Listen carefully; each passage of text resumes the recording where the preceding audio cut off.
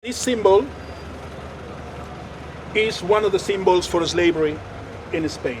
Kwame Ondo's tours of downtown Madrid don't take in the usual sights. They focus on a black history that rarely appears in textbooks or the collective memory. A nail and an S. It's a nail. Nail in Spanish, clavo. You put it together with the S, clavo.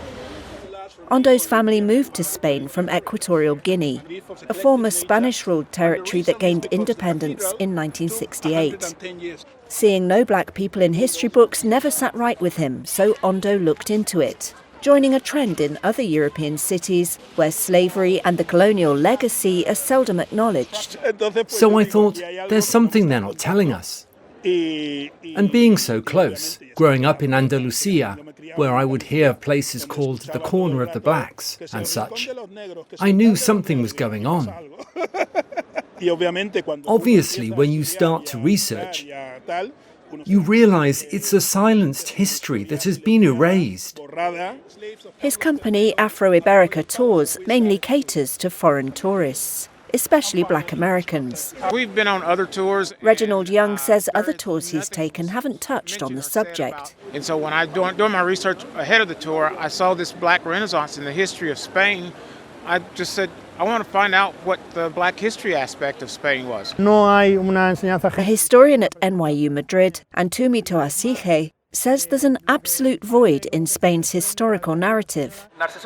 The Madrid Negro, or Black Madrid Collective, takes an activist approach to redressing that balance. Attendees read poems like Still I Rise by Maya Angelou and paste plaques honouring forgotten figures from black history.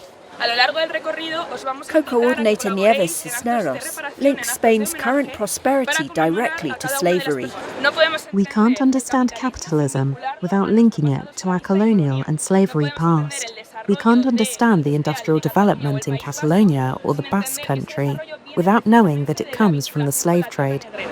Here they light candles for Antonio Solis, member of a brotherhood that covered funeral expenses for poor black residents in the street where he lived. For Madrid Negro member Irene Marine, who is of Haitian descent, this work is personal. My Afro-descendant side is touched by this because it's all very visible. And my Spanish and Madrid resident side says, why didn't I know this or study it? Why wasn't I taught this? What am I going to do now that I know this about my ancestors?